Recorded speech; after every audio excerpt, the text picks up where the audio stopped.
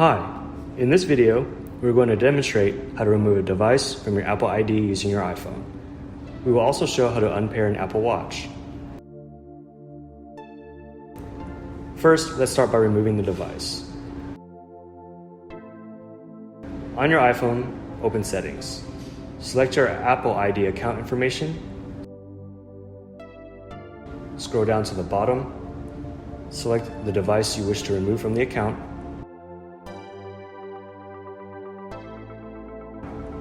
And then select Remove. Now, let's unpair the Apple Watch from your iPhone. First, place your Apple Watch and iPhone close together. Go to the Apple Watch app, select General, scroll down towards the bottom, select Reset, and then select Erase Apple Watch Content and Settings. Enter your Apple ID password or Face ID as needed. Wait for the unpair to be completed. Once the unpairing is complete, your watch will be like new. Thanks for watching.